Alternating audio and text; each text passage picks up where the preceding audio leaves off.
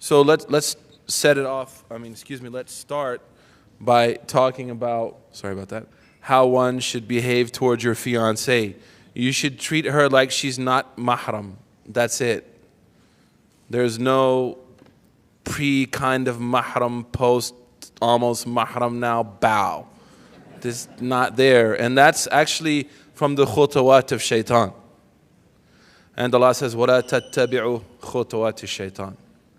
Allah says, be careful of, and here khutawat, as Ibn Malik said, وَمَا بِتَا وَعَرِفٍ قَدْ جُمِعَ يُكْسَرُ فَالْجَرِّ وَفِي نَصْبِهِ كَمَا. This is a plural, so khutawat means that shaitan has a number of footprints that you could follow. Steps, darajat. So number one, until you actually sign the marriage contract, you are to observe the same type of etiquettes that you would with any strange male or female, except that you have been given permission to talk by your wali or by your guardian, your parents, or an imam, because you have the intention for marriage. Now in the Quran, it's very clear.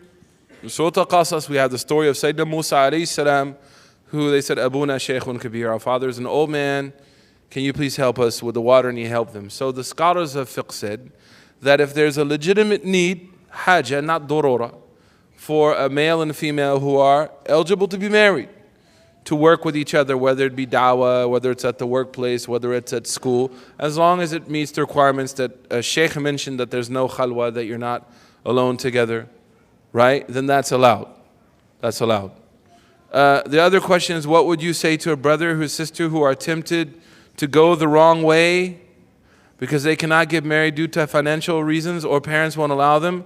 The first thing I can tell you, and the best thing I can tell you, and we should never underestimate what I'm about to say, and one of the dangers of modernity and adopting a foreign way of looking at religion is that what I'm about to say will chastise it. And that is, I will tell both of you to fear Allah. That you should fear Allah. And I don't want to hear a speech where someone tells me to fear Allah. Man, that's the problem. You know, Omar ibn Khattab used to say, Ittaqillah, he'd say, Allahumma ja'alna min al-muttaqeen. People would say to Omar, fear Allah. He said, oh Allah, make me from those people who fear Allah. Even in the Muslim world, it's considered a shame to tell someone, Ittaqillah. I remember I was in the haram once making tawaf, and there was this brother who was literally he was like that Spanish bull run. And he was running over sisters, dude. And I said to him, Ittaqillah. I was like, you Ittaqillah. And I was like, Amma ja'ala min al-muttaqeen. Like, hada sharaf. Because that's the wasiyah of Allah. وَلَقَدْ وَصَّيْنَا الَّذِينَ مِنْ قَبْرِكُمْ وَإِيَّاكُمْ أَنِ اتَّقُوا اللَّهِ. Allah said that we enjoined upon those before you and you to fear Allah. And the objective of Ramadan is to develop this fear of Allah, this staying away from sins, and imtithalu bi awamirihi subhanahu wa ta'ala. Number two, what I would say is what my mother told me, that you're cruising for a bruising. That if you continue down this path, you might fall into a serious, serious problem. God forbid you commit zina. You know, zina is a horrible thing. The Prophet ﷺ said that the zani and the zaniya are going to be burned completely in the barzakh.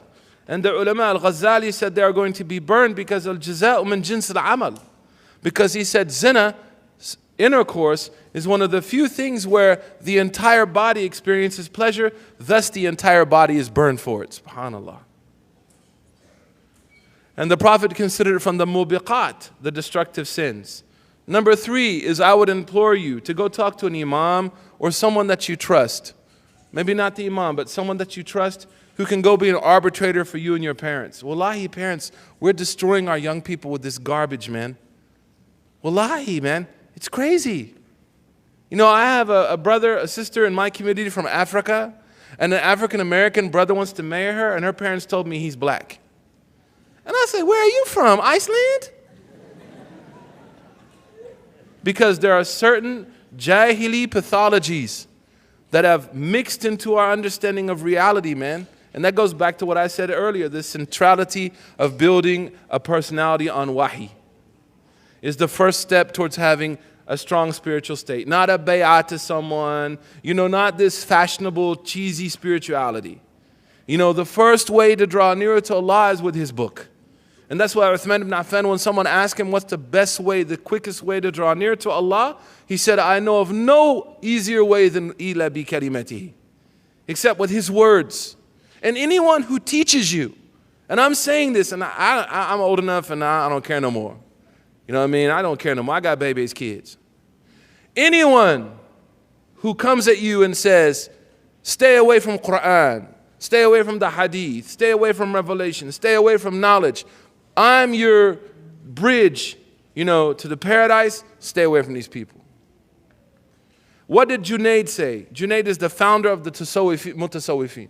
He said, if you see a man yutiru fi sama, if you see a man flying in the heavens, in the sky, don't listen to him until you see how he acts with the book of Allah and the sunnah of the Prophet sallallahu alaihi wasallam.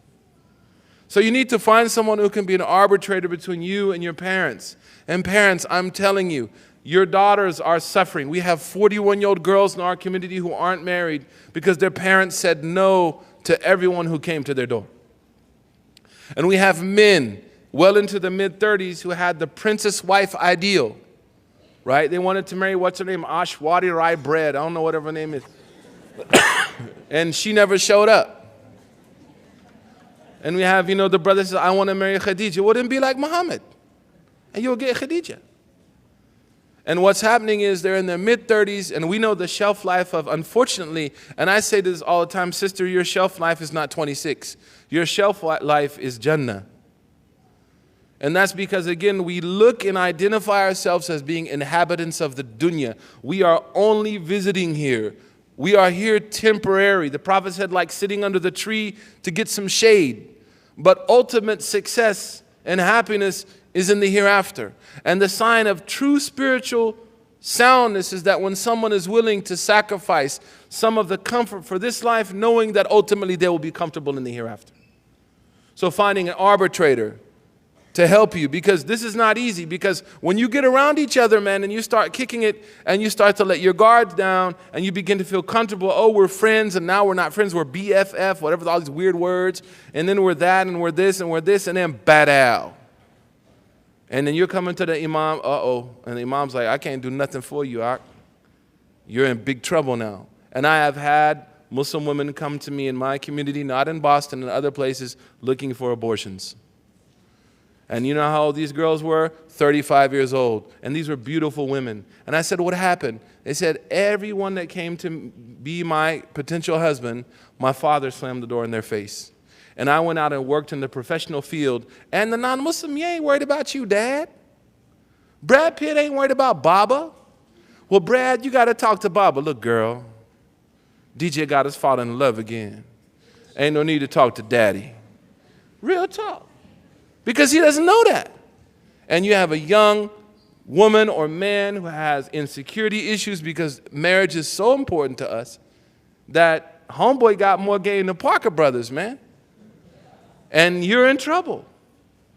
And the last thing I will say is that you need to be our strong friends who can reinforce you to fear Allah and to do what's right. And I'm an imam if I believe that a man and a woman are good for each other and there's no religious reason for their parents to say no, I will marry you. And I don't care if I lose my job. I'll stand in front of Allah, in front of that board, and say, that board was taghut. This board was a board that wanted to impose, from the point of maqasid sharia, opinions and ideas that were pushing our young generation into zina. So finally, finding religious leadership that will stand up for you if you're right, and that you'll be willing to listen to. Wallahu a'lam wa billahi tawfiq. All right, takbir. All right, give you time to get your questions in, right? MashaAllah. No, it's working. It's working. I actually, Sheikh, I want to actually add on to something, subhanAllah, that Imam Suhaib said. I gave a khutbah recently that I got screamed at pretty badly because of. I gave a khutbah called, What if Trayvon went to the masjid? Any of you ever saw that khutbah? Barakallah feekum. What if Trayvon went to the masjid? And so, remember when the whole Trayvon thing was going on, and so subhanAllah, we talk about racism a lot. And Islam is a just faith, Islam is this, Islam is that. But when it comes to dealings in terms of the imam is of a different race than me, the guy that's coming to ask for my daughter is of a different race than me. then all of a sudden all the racism kicks in. We use words like abid and qallu, which are terrible words. SubhanAllah, oh, well, I don't mean it that way. Well, when Abu Dharr radiallahu anhu said, Yabna Sauda, O son of a black woman, he told the truth. He told the truth. He didn't say anything that was wrong, but it's about how the other person perceives it. We say those words, even though we're religious people and practicing people. We become extremely hypocritical with the race issues when it comes to these things. Especially marriage. Especially marriage. إِذَا أَتَاكُم مَّن تَرْضَوْنَ دِينَهُ وَخُلُقَهُ فَزَوِّجُوهُ. If someone comes to you who's pleasing to you in terms of religion and character, you better marry them. If you don't, there will be much corruption and trial for mankind. We see that today what Imam Suhaib's talking about. I was about to cry when he mentioned the abortion thing, because I remember a hafidha of Quran coming to me in my last year of Imam and telling me, I want an abortion, I don't want my parents to find out. Because the parents kept on rejecting someone from a different race. He's got to be from the same race as me. And you know the pretty ayah that we put on the wedding invitations, وَمِنْ آيَاتِهِ أَنْ خَلَقَ لَكُم مِّنْ أَنفُسِكُمْ أَزْوَاجًا لِتَسْكُنُوا إِلَيْهَا. Right? Even the people that have totally secular weddings, well, they'll have the party, they'll have to bring the hafidh kid to read that ayah about from the signs of Allah subhanahu wa ta'ala is that He created from amongst you spouses so that you may dwell in compassion, serenity, all that. What's the ayah that comes before? Any huffaz? وَمِنْ آيَاتِهِ أَنْ خَلَقَكُم مِّن تُرَابٍ. From His signs is that He created you from turab. You're dirt. All of us are dirt. ثُمَّ إِذَا أَنْتُمْ بَشَرٌ تَنْتَشِرُونَ. And then now look at you, mashallah, you're men, you're women. What's the ayah after marriage? وَمِنْ آيَاتِهِ اخْتِلَافُ أَلْسِنَتِكُمْ وَأَلْوَانِكُمْ إِنَّ فِي ذَلِكَ لَآيَاتٍ لِلْعَالِمِينَ.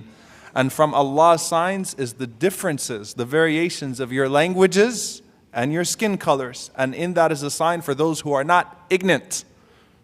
Not ignorant. Knowledge. They have ilm. They understand.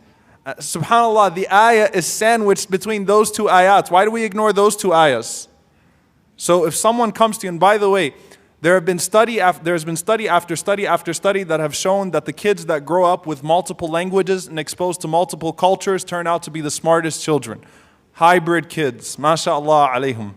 Hybrid kids, they're the best. Half Desi, half Arab kids, half Somali, half Arab, half Turkish. Those kids, half American, half.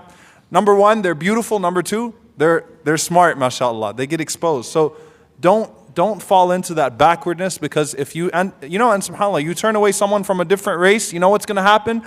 Your daughter is going to end up running off with someone who's of a different race and a different religion. And you have to meet Allah subhanahu wa ta'ala with that crime. So I please, Imam Suhaib has been Imam for longer than I have. I was traumatized from that. I was truly traumatized, seeing how many lives were destroyed because of the parents acting in that manner. May Allah forgive them. What's the problem with having friends of the opposite gender if my intentions are pure? How many of you have ever seen the clip, Why Guys and Girls Can't Be Friends? Raise your hands. Tayyib. You need to watch it. I promise you it's not a sheikh. It's not going to be a guy with a big beard that's going to tell you why guys and girls can't be friends. It was actually an experiment on a college campus by a non-Muslim. So basically he asked the guy, it takes guys and girls, and he asked the guys, do you think you could ever, do you ever think about that person in a sexual way or things of that sort? And he asked the girls the same question. And so all of them said, no, of course we can be friends and we don't think that way. Then whenever he had the guys alone, he asked them the same question. Do you think guys and girls could be friends? He's like, nah. All of them said no. And all the girls were like, yeah, of course. Then he asked the girls, he said, well, do you think that if you opened yourself up to a relationship with him that he'd be willing to engage in a relationship with you? And they were like, oh yeah, of course. And so the point was, the end of the experiment was, guys and girls can't be friends, of course, in that regard. The point is, and I'm not an advocate for, I think that, subhanAllah, Sheikh Suleiman once said something very powerful. He said, if you close the doors to that which is permissible, people will break the doors. People will break them and people will transgress. There was communication and interaction between genders at the time of the Prophet ﷺ, but it was respectful, it was limited to what was necessary, it was not, subhanAllah, we teach split personality, seriously. It's like the sister comes to the masjid, she's an alien, right? But whenever she's outside, mashallah, she's fair game. That's hypocrisy. We should learn to be consistent. In essence, the Rasulullah, we were forbidden from khalwa. We were forbidden from being alone with one another. We were forbidden from being flirtatious and promiscuous, from exposing anything from the hijab. Guys and girls, guys, you got a hijab too.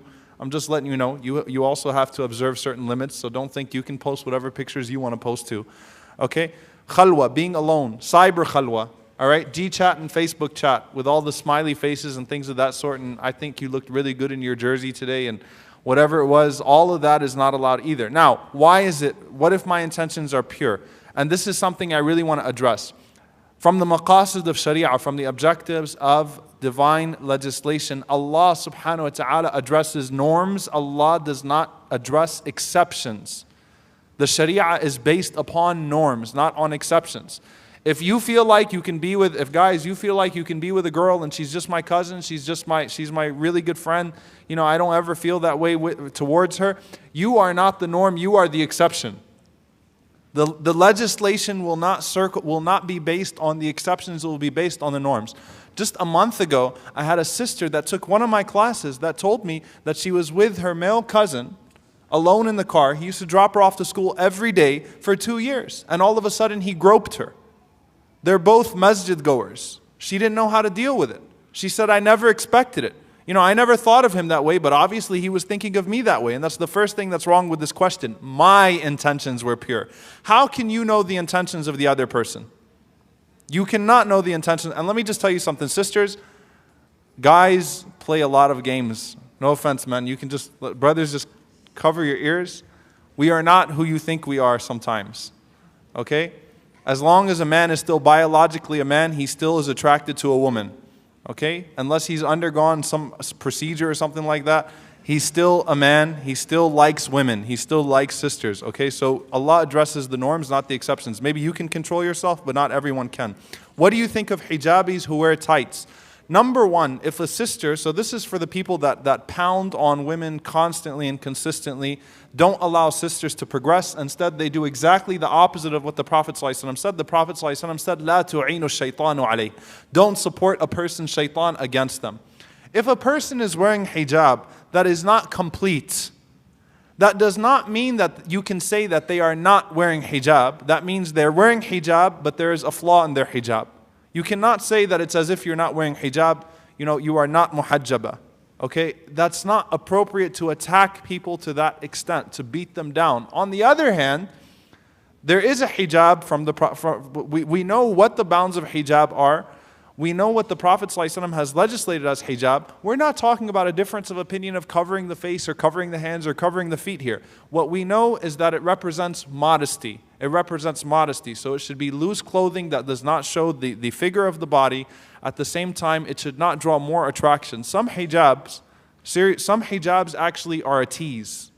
They're more of a tease than they are a covering. Don't do something that would contradict the purpose of the hijab. So wear hijab to fulfill its purpose, inshallah. And at the same time, progress. It's not always all in, all out. It's not always all in, all out. You know, sometimes I'll see a sister who will wear, you know, short shorts, you know, or a skirt. And she's saying, one day I want to be a hijabi. It's like, aspire by getting closer, inshallah ta'ala. Start wearing long skirts, start wearing baggy pants, loose pants, start wearing long sleeve and things of that sort. But certainly, so the extremities that we have here, and I apologize, Sheikh, I'm taking way too much time. The extremities that we have here is we have one group of people that's acting as if the hijab does not exist. Then you have another group of people that's judgmental against non-hijabis.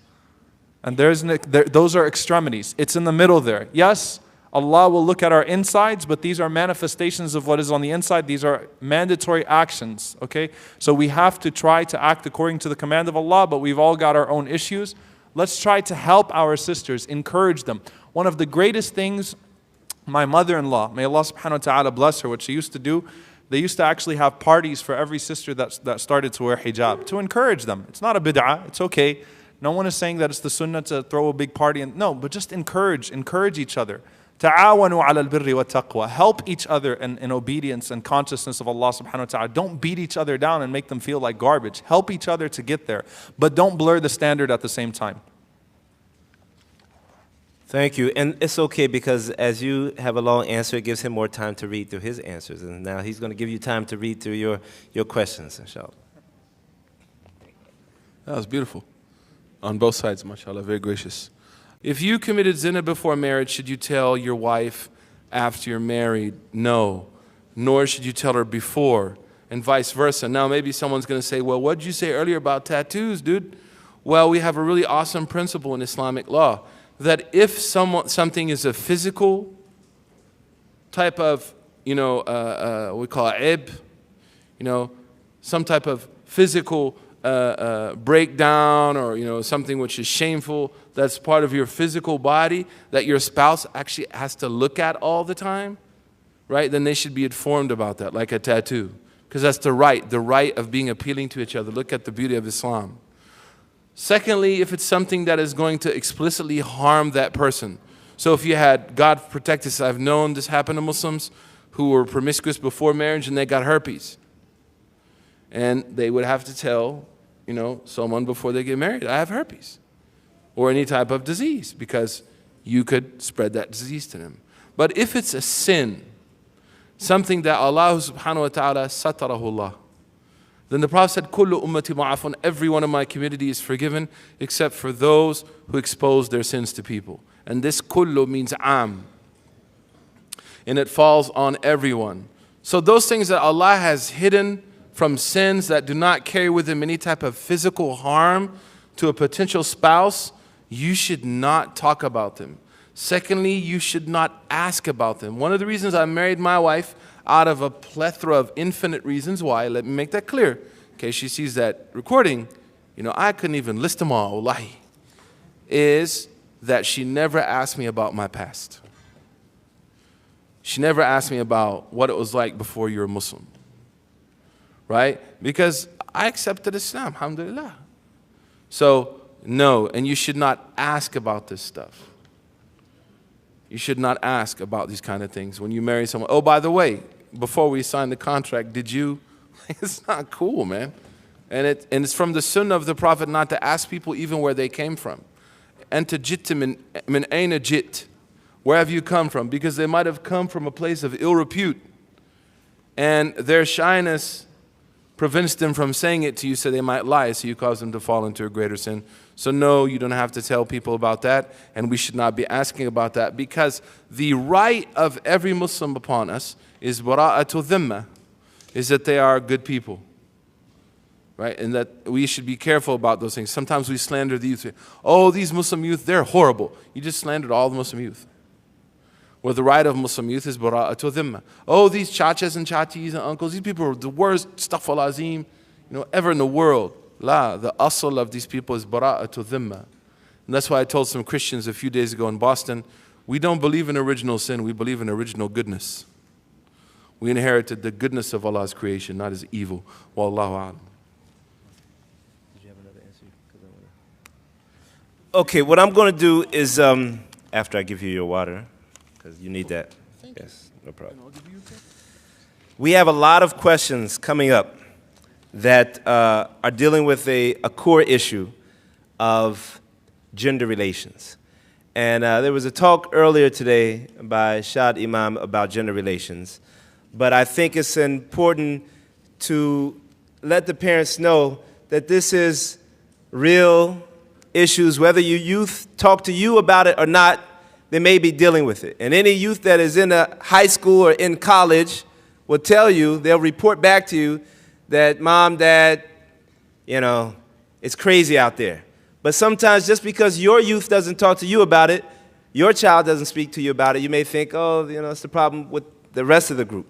So we have questions about whether it's getting married online via Skype, why are boyfriends and girlfriends so bad, especially if both of them are Muslim and they're trying to follow some type of etiquette. Why do parents let boys do things more than girls in Muslim home? What's up with that?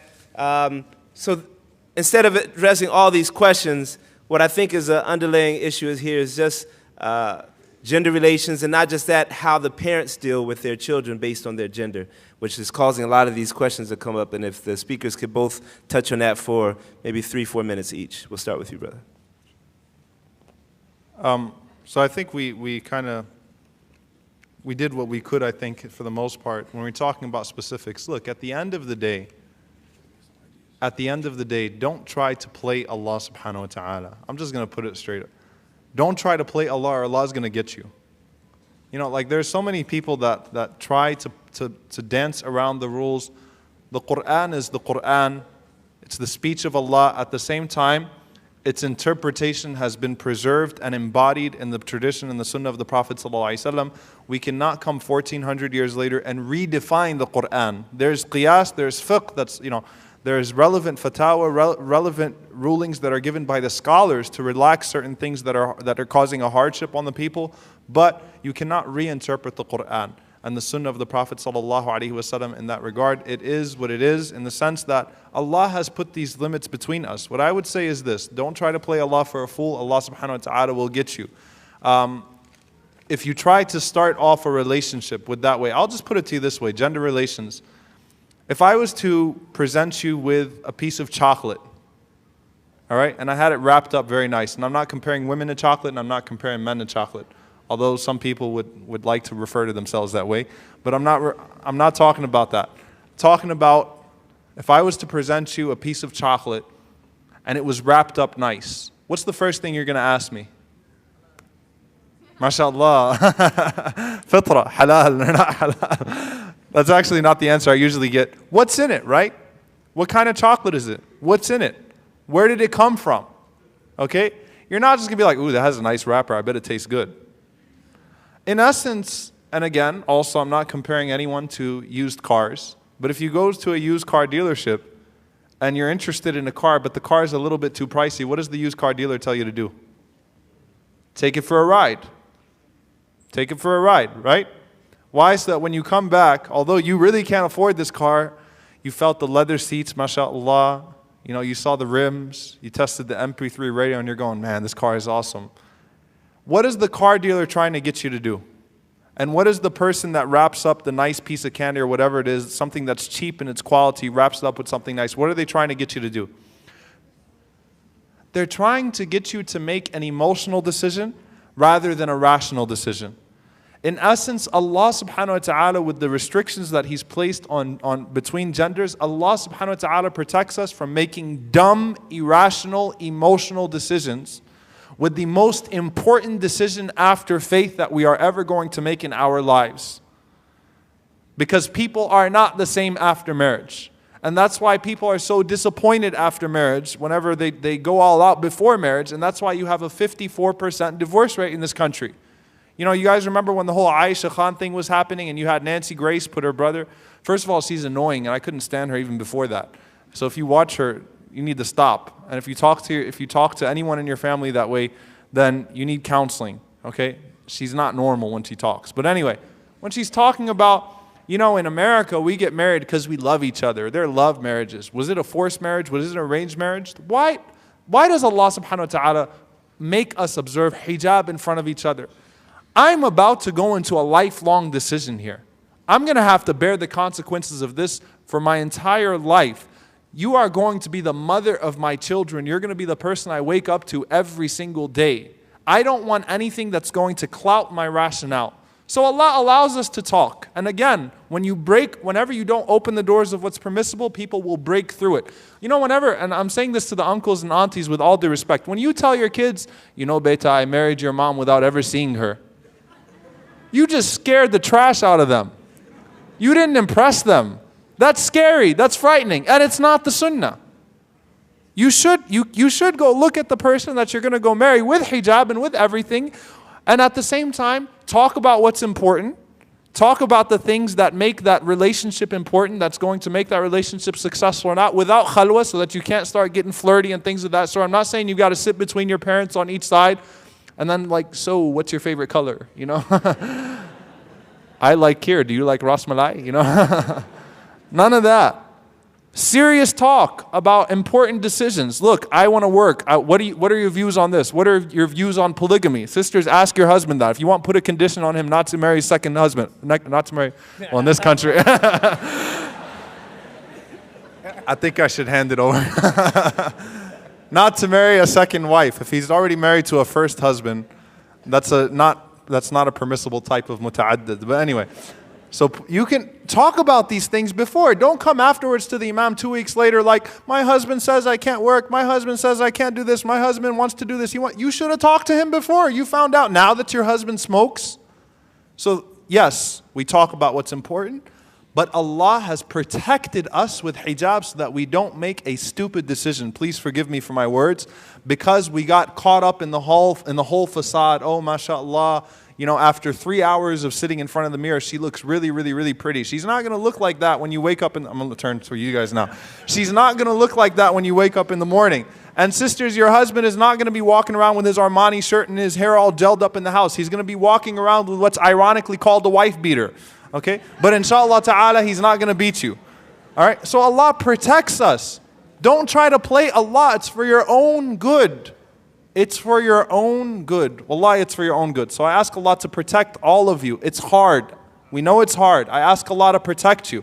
And I ask Allah to open the elder generation's hearts to understand the tragedy and the crisis and the hardship that the youth are going through now. But if you use that as an excuse to fail as a young person and ruin your life, and then blame your parents for the rest of your life, yes, they will face Allah with the crime, but you also will face Allah subhanahu wa ta'ala with the crime, and you'll have to live with the consequences of that. Do you have any suggestions on how parents can teach their children on the difference between culture and religion? Because I know that most parents that are Muslim mix culture and religion, and their children become confused. The first thing is to learn your own religion as parents. It's very important for you to know the difference between your culture and your religion, so that you can teach your kids properly, and not to be arrogant whenever your kids question the practice. Because sometimes, and subhanAllah, the parents become more offended when the children will ask questions about the culture than when they ask questions about the deen. It's okay if your kids come and ask you, what is the proof of this? What is the evidence of this? Do we do this because of the sunnah, or do we do this because they used to do it back home? Many people get very sensitive over these innovations and things of that sort. That's how the people, and that's how Allah subhanahu wa ta'ala describes every single qawm. This is how we saw our fathers doing it. The second thing is acquaint yourself with reality. Reality. Understand the issues of your youth are not the same issues that you had overseas. I had a brother that was once complaining to me that he caught his son kissing another girl. And subhanAllah, instead of being upset that his son was kissing, he comes to me, he says, you know how, he's bragging to me about how he approached his son, right? And here's what he says. He said, you know what I told him, Sheikh? I said, what? He said, I told him, you know, if she ate non-zabiha meat and you kissed her, you could have ingested some of that meat in your system. I'm sitting there thinking to myself like, that was a true facepalm in the true sense of the word. Are you serious? That's what this happened for real, right? The point is that whenever someone comes to the masjid, when we see our youth showing signs of disregarding culture, religion, things of that sort, let's not focus on the superficial thing. Let's not focus on him wearing a topi and making sure his clothes are above his ankles and things of that sort, or he's got pictures on his shirt or whatever it is, or his sister's not wearing hijab properly. Fix the heart, and inshallah ta'ala they will come around, be acquainted with reality, teach them the beauty of Islam, the beauty of the sunnah, why they are Muslim. Why they are Muslim, and don't demonstrate, I have how much time left? 1.5 minutes? Good. Don't demonstrate cultural hypocrisy. You see, subhanAllah, I just want to end with another personal story. I remember a brother, and I know this is sensitive, and if you guys don't invite me, I'll understand why, again, after I answered this question, because I know people usually don't like this. But we have to have a brotherly, sisterly relationship where we talk to each other, where we advise each other. This is sincere nasiha wallah. Your kids can sniff hypocrisy. There is a brother, a good friend of mine, who got caught up selling marijuana. And later on, I became an imam. He came out of jail after years. And his father brought him to me to tell him why what he did was wrong. And before I started talking, he goes, bro, tell me something. He says, is selling marijuana worse than selling alcohol? I said, no. He said, but my father sells alcohol. And then his father said, no, but it's legal. I'm just selling alcohol to the kuffar. It's legal. What you did is illegal. You're the one who went to prison. He said, wait, so is the law of the land superseding the law of God now? He called him out. He put him on the spot. If you're telling your kids not to go to prom and not to hang out and not to do this and not to date and things of that sort, but then your kids see you at the Eid Milan, i.e. welcome back shaitan party, and you're hugging up on auntie, you're hugging up on uncle, and you guys are getting all acquainted with each other, then he's going to say, hey, you do the same thing. Right? It's cultural hypocrisy. So don't teach your kids to be hypocrites because they learn it from you. If they end up being two-faced because they saw that you learned how to play the game too. You learned how to play the religion too, to where you're Muslim in the masjid, to where when the Quran is being read, everyone gets religious and things of that sort. And then as soon as the Quran is not being read, it's back to party time. They learn that hypocrisy from the parents. They sniff it out. They observe. So we ask Allah subhanahu wa ta'ala to protect us from being exposed in front of our children. Allahumma ameen.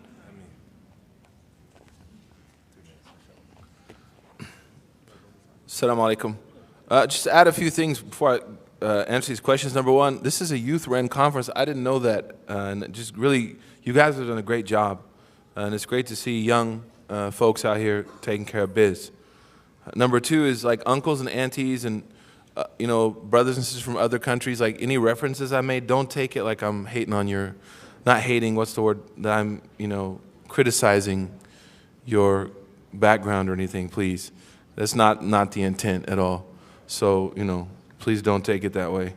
And if it has come across that way, I ask you to excuse me. Now here's the question: if I'm one of those sisters that you mentioned, who wants to marry a righteous brother, and my father is not allowing this to happen. He has a very strong personality, and it's difficult to convince him. What should I do? This is why you need to talk to Dr. Majid. Mr. Majid, right? Eminem. It ain't the rap star. It's Muhammad Majid. Sheikh Muhammad Majid. Hafidhullah. This is where you need to talk to him, or Abdul Rafi'. These are people that you need to speak with, and you need to get them involved. You need an advocate, not a lawyer, okay, it's not that deep, but you need some personal advocacy or someone that your father trusts who is going to hold it down on the deen issue and kind of be there to talk with your father about this. And ultimately, I tell people, if you can live without this person, I would rather see you not marry them, because you can have there's many young, handsome, mashallah, here, there's thousands of millions of single men right here looking for wives, right in front of me here, like the stars in the sky, okay? Just right there, there's a guy in a purple shirt, and there's one in green, okay? And there's one that's got, the FUBU shirt on. But it's not the 90s, bro, come on. But, is that Fat Farm? But you can find 1 million husbands, but you can only find 2 parents. And wallahi, I will say this, and there's a really, really delicate balance, man. There's barakah in the parents. Wallahi, there's a blessing in your parents. But parents, try to meet them halfway somehow. And the last question, because I'm running out of time, and I apologize to you. And you've done you're, I think, one of the best moderators I've ever seen. MashaAllah. May Allah bless you. I love this brother. I've known him since I've converted in the mid-90s, man. We're getting old now, bro. Well, at least I am. What should a divorced person or widow do in this community, Adam Center, who needs to get married? This is an absolutely beautiful question, and this is fiqh. And what I would say is that the way we have treated divorcees in our community is almost as though they've done something that they lost their adala. Like they've committed a kaba'ir or something in front of the people, where that's not the case. So I would say that, again, you need to talk to Eminem, Sheikh Majid, and there should be committees. And something we're advocating for in Boston is now creating a committee for divorcees. That will help people who are divorced get married again. I know of a woman who got divorced when she was 32. She's 54 now, and she hasn't been married since she's 32 years old. And she's like, Akhi, it's hard to maintain your iman when you're lonely. Like, it's hard to maintain your iman when you're alone. So what I would say is, I would encourage you to look at the feasibility of starting some type, if you don't have one already. Just like you have a youth group, you have Muslim basketball league, there should be something for divorcees. Therapy might be needed, as well as something that will help them create an institution that will help them and foster getting married, inshallah.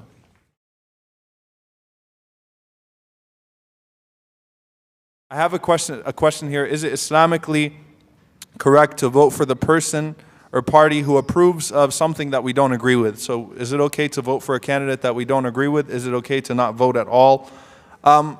There was a conference by Al-Majma' Al-Fiqhi, the Assembly of Muslim Jurists of America. It was held in Montreal, Canada 2 years ago, and they brought scholars from all over the world. One of them was Sheikh Webb from Syria. They brought Sheikh Rayyan, Sheikh al-Malikiyya fil Azhar. I think Sheikh Suhaib is one of his students, Dr. Rayyan. MashaAllah, brilliant scholar. They brought some of the scholars from Kuwait. They consulted Sheikh Omar al-Ashqar, my Sheikh, who lives in Jordan. SubhanAllah, ulama from all over the world to discuss the issue. What do we do? And this is an ongoing discussion. Fiqh al-aqalliyat, the fiqh of minorities. How are we supposed to act as a minority here? When this question was posed, I thought that the answer was very balanced from them. It's okay to endorse a candidate who has views that are different from your views if it's for a greater good, but it's not okay to endorse his views. Now what that means, Yusuf alayhi salam participated, because we look at shara' min qabl, we look at the legislation before when we don't have a precedent in the sunnah. Obviously we don't have this precedent because this is a very unique situation to us right now. Yusuf alayhi salam, not only did he participate in the political system that was based upon something other than Allah's law, he became a minister. And Yusuf alayhi salam did not go to Al-Aziz and say, look, I want to become the Khalifa here. He said, Ij'alni ala khaza'in al-ard. He said, put me, make me a minister of agriculture. I know what I'm doing here. Inni hafidhun alim. I can do this part very well. He participated. That does not mean he endorsed the shirk of Al-Aziz. That does not mean he endorsed his polytheism. So it's okay to participate so long as your views are still clear against the things that you don't agree with. So long as the standard is not blurred and you still hold a position that does not contradict Allah subhanahu wa ta'ala's law and the legislation of the Quran and the Sunnah, that's fine, inshaAllah ta'ala, to look for the greater good. We have to engage the political process somehow. Many of the ulama who used to be completely against it are now all for it. What does that mean? Am I telling you need to vote for a particular candidate? No, I'm saying you need to engage the political process as Muslims. The reason why we're such a political liability and people do whatever they want with us is because of our hesitancy to engage the political process despite our numbers. And how do you engage a political process? You don't start with the presidents. You start with the Board of Education. You start with the local councilman. You start with the people on a local level, establishing those ties. That's how you engage the political process, and then you move forward, and then inshallah ta'ala we can talk about the bigger issues and things of that sort. But don't tell me that you're not going to endorse any candidate that's pro-Israeli. Look at the greater good of things. I'm Palestinian. It hurts me more than anything else. I have lost people in that conflict. But at the same time, I'm not going to blind myself and say, I'm going to wait until someone comes that's going to say, all for Palestine, and who's going to sing, Hayya, Hayya, or something like that. I'm not going to wait for that to happen. We need to engage the political process. But I'm not saying it's fard. I'm saying that we should. Okay, there's nothing wrong with it. It's not haram. I think we should, as a community, actively engage the political process somehow so that politicians cannot make us, cannot say what they want and harm the Muslim community without having to pay the price. Even if that means voting for a Republican against another Republican in the Republican primary because he's not saying Islamophobic things. We need to make sure that the one who goes out there and runs his mouth about us and about our civil rights pays the price for that. We need to take our frustrations and engage the political process and somehow. Wallahu ta'ala alam. Alhamdulillah. Okay, yes, and we have 25 minutes. So we're doing good on time, inshallah. But if you have any questions, please get them in. And just to add to that, two things. Number one is that the idea that until the modern age, politics was always about a perfect leader. And that the discussion now is, if I vote for, say, Mr. Hussein Obama, or I vote for Romney, or anyone, then I'm not saying anything. Then that means I'm supporting some good and evil, and that the idea of supporting good and evil didn't exist kind of previous, especially in the time of the Khulafa. But you look at, for example, Sultan al-Ulama Yazid bin Abdul Salam, in his book Qawa'id al-Anam, he talks about the idea of supporting a Muslim leader who was fasiq and mu'min. He talks about the reality of at times having to support, and at that time was making bay'ah to a leader who might have been a fajr, his adala, his integrity might have been suspect, but at the same time he had the sulta. And he actually wrote about this. And he said that if there are two bad leaders, then the lesser evil becomes the good that the Muslims should support. And he talked about this, he wrote about this, and this is over, he was in the 6th century after the hijrah of the Prophet ﷺ. Number 2 is the idea of even giving money to political parties. So one of our mashaykh actually made qiyas on this, and you can take usul al-fiqh with Maghrib or Sheikh Majid or someone for qiyas, al-haqq al-amri amr al-istikhlaq ilatin baynahuma. But he mentioned something really awesome in Sahih Bukhari, that the Prophet ﷺ actually gave money to the Quraysh for the asra of the Muslims, for the prisoners of the Muslims to be freed, and they freed them. So he said the reason that he gave money to them was to secure the rights of the Muslims. And these were at that time the enemies of the Prophet and Islam in Medina. And they were actually active killing Muslims. He said, well, then what do you say about people who are not at that level, but they might also enact a few policies which might harm your community, but overall, you're guaranteed that they're going to preserve certain fundamental rights for you. So he said, just as the Prophet gave money to the Quraysh at the height of their hatred for him and his community, then you should also be able to give money to political parties who in certain areas are going to defend your rights and look after you, in certain areas that they might not. And I thought this was actually a brilliant fatwa, by the way. Now the question I have, I'm sorry to take your time, I apologize for adding on to what you said. So I have a question here. How should one map out their studies? Meaning, what should one start with and how should they progress? So, for example, should one study usul al-fiqh before fiqh? Also, is it possible? If it's possible, can you mention some introductory texts? So, number one, the sunnah of the scholars is to always utilize local resources first. And this was actually a methodology that was passed on from the Salaf of the Ummah, from the early scholars. And I remember when I was in Oklahoma, and my teacher was from Senegal, who I lived with for 10 years, and he basically told me, you don't leave until I say you're ready to go. Nowadays, I don't think people are ready for that. I don't know if that's necessarily the style that'll work for this age, but I needed it because I was kind of a little buck wild kid, so it worked out that way. And then he told me that this is the way of the early scholars, that you would try to utilize local resources. And what I noticed a lot of times is that, as the scholars say, the soul is constantly trying to give people a sense of false reality, especially if it's not kept in check. So what you'll find is you'll have someone like Sheikh Majid in your community. And you might find someone's like, man, I can't wait to go study with the scholars, man. I want to go to Sudan and hang out with like the big baller imams. Like, who do you live with, dude? Who prays in your masjid every day? Right? And the idea of being delusioned is a fitna. So what I would advise you first and foremost to do is recognize local resources that you have in your community that you can learn from. And let these people, as you study with them and grow with them, give you a sense of trajectory and give you an idea of where you should head. And understand that it's a long process.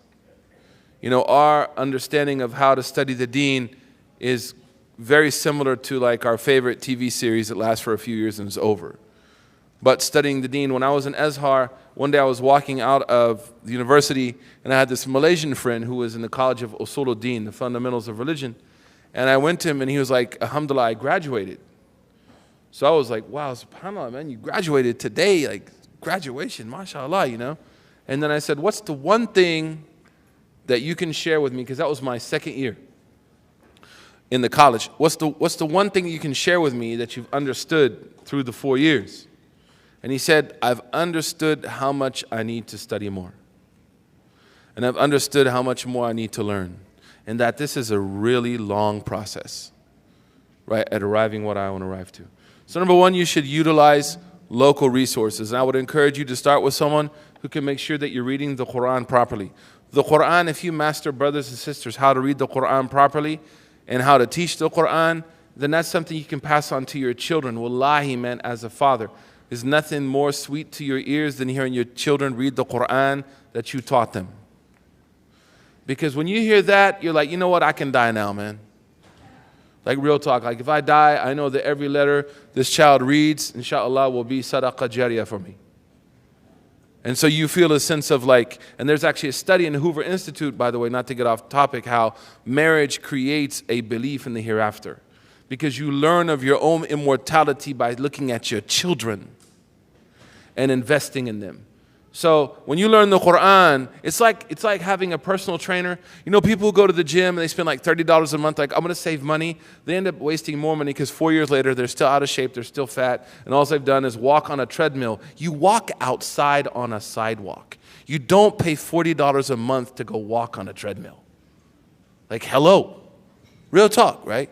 And then like, you know what, I should have got that personal trainer. So then they pay like double. Then the one who actually goes and gets a personal trainer and works out with them for like 6 months, because the amount they learn in that 6 months allows them to work out at home and even teach other people. And we have a brother in California who did this. So the same thing now, if you go to a sheikh or a sheikha and you learn Quran from them and you learn Quran properly and you master the not resuscitation, you resuscitate dead people. The reciting of the Quran, people make that mistake all the time, it drives me crazy. To learn to recite the Quran properly, you're going to be able to pass it on to your spouse, which is mustahab, by the way, and to pass it on to your kids. So I'd say start there. Number 2, I would say that you should always read the seerah. At least once a year, we should be reading the life of the Prophet ﷺ. The best book I've seen by far is by Adil Salahi in English. Saliha, called Muhammad, Man and Messenger, or Prophet and Messenger. This book, you read it, wallahi, you'll shed tears.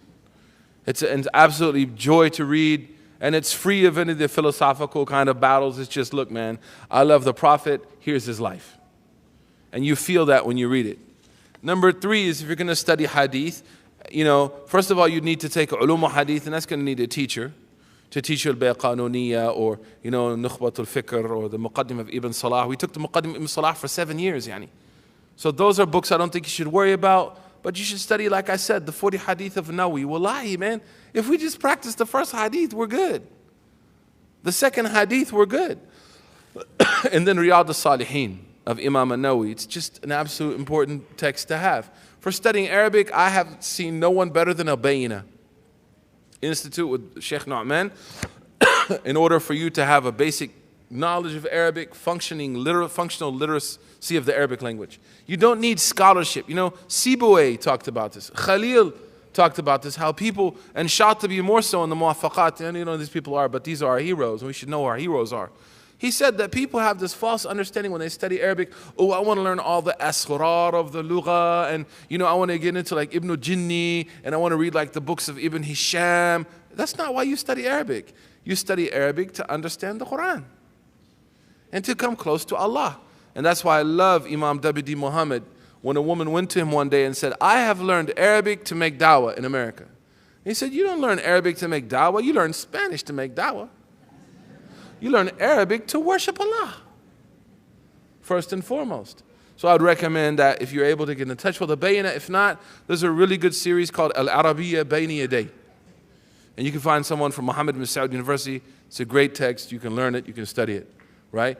As for studying usul al-fiqh before fiqh, I actually teach usul al-fiqh before fiqh. But that's to my students, like people that are really studying hard. And I usually don't teach people unless they memorize the Quran. I'm kind of tough. I'm fun and easygoing, but if I'm going to teach you, we have to get down. Because you know, your sheikh is called your abat in the Quran, like your dad. Right? So, you know, there's a few students who study with me, but they are studying usul before fiqh simply because these are going to be imams.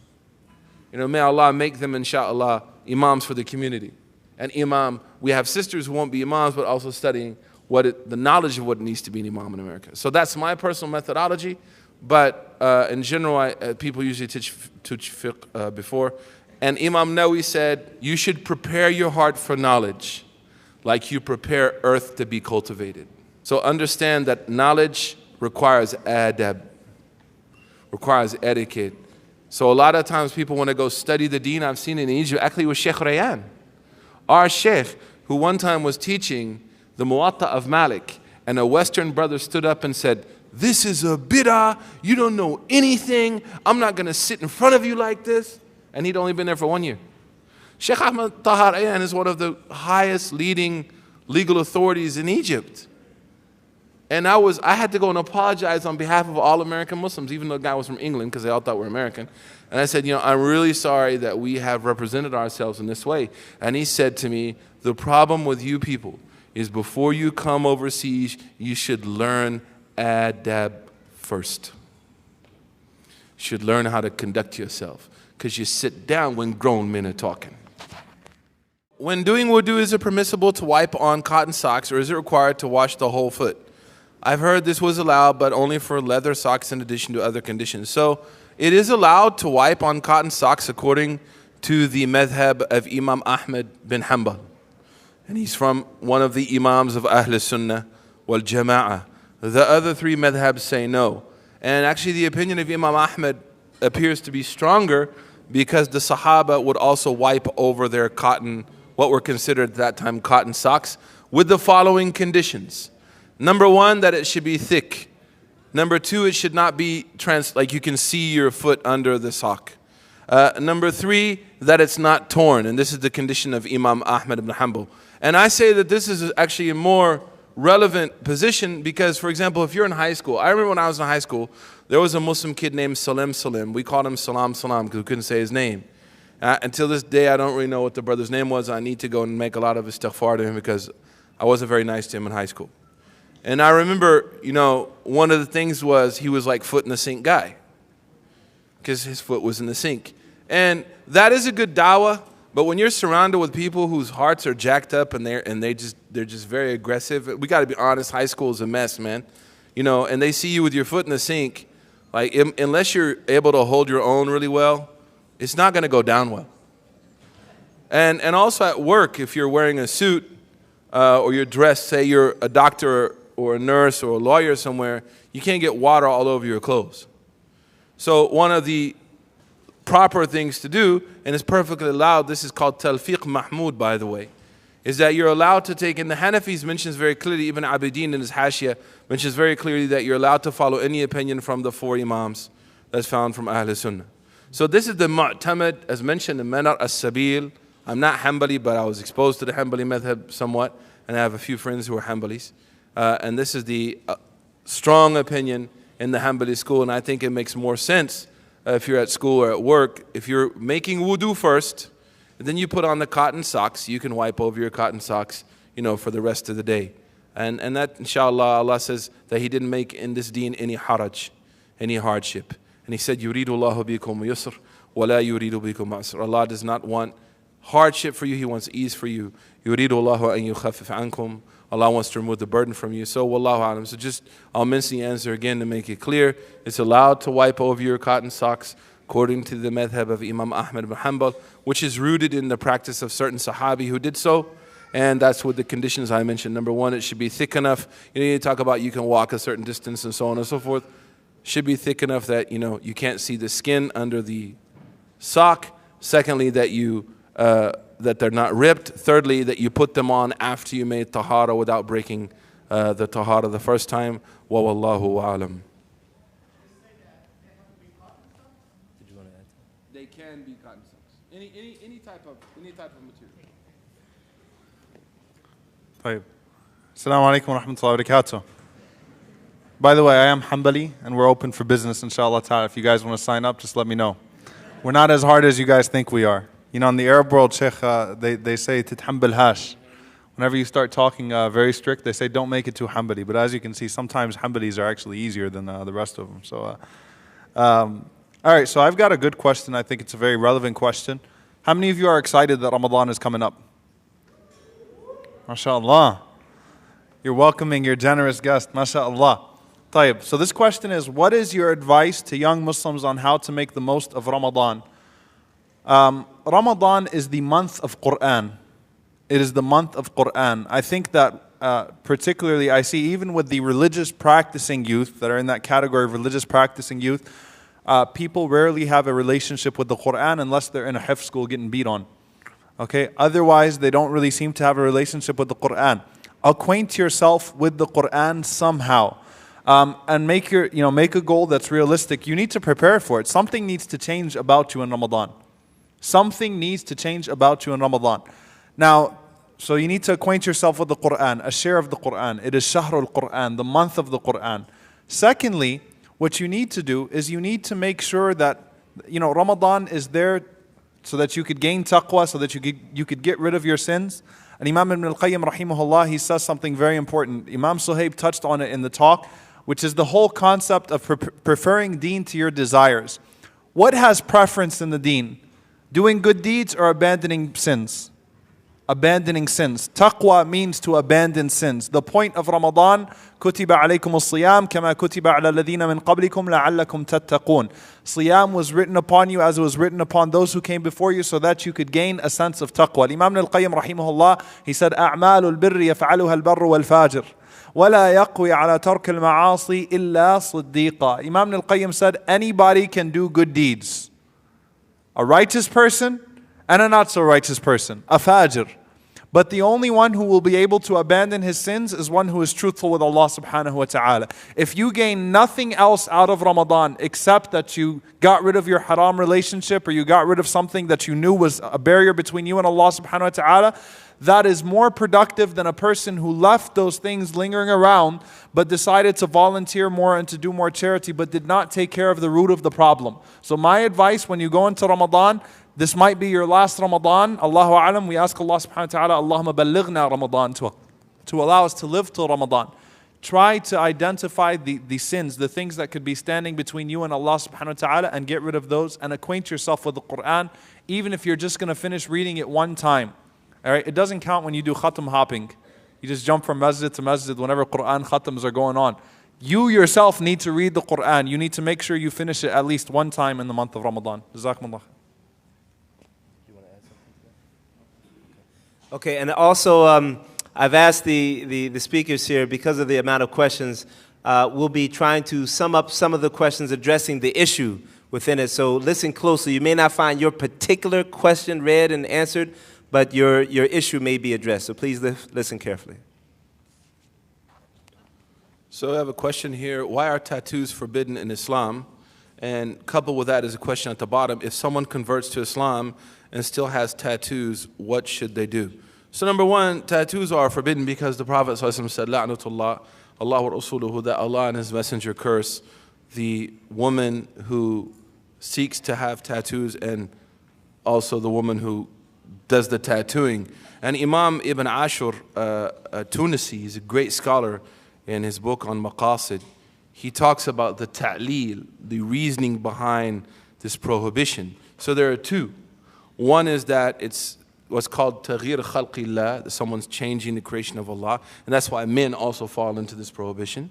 And then secondly, that tattoos were actually from the sha'ir of the zaniyat in the time of the Prophet, that prostitutes during the time of the Prophet ﷺ were known because they used to, maybe you've read this hadith and wonder what it meant, where it talks about having your teeth, you know, a space between your teeth, because nowadays it's not beautiful. I'm from the country. Back in the days, in my grandmother's time, it was considered very sexy, to have a big space between your teeth.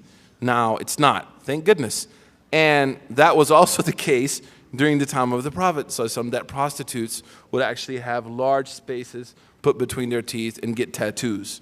The next question, if someone, you don't mind if I just answer this question, Omar, because it's Sheikh, because it's kind of related. So if someone converts to Islam and still has tattoos, if someone converts to Islam and still has tattoos, what should they do? You do not have to get your tattoos removed if you convert to Islam. If you can afford to do so, that's fine. But I would rather you give that money to a charity instead of going to get, because you have accepted Islam and what you've done in the past is gone. However, from the conditions of marriage for a woman or a man is before you get married, you should inform the person that you have tattoos. Not the first time you meet, right? Hey, how are you? Assalamu alaikum. Oh, by the way, you know, I was in Vegas back in '93, and you know, that was before I was Muslim, right? All of us who converted, we know about that was before I was Muslim clause, right? That was before Allah guided me. So, but later on, as you get to know each other and as you feel that the roller coaster might go down, you know, and that you might propose the idea of marriage, then you're actually obligated to share with someone that you have tattoos on your body. Wallahu alam.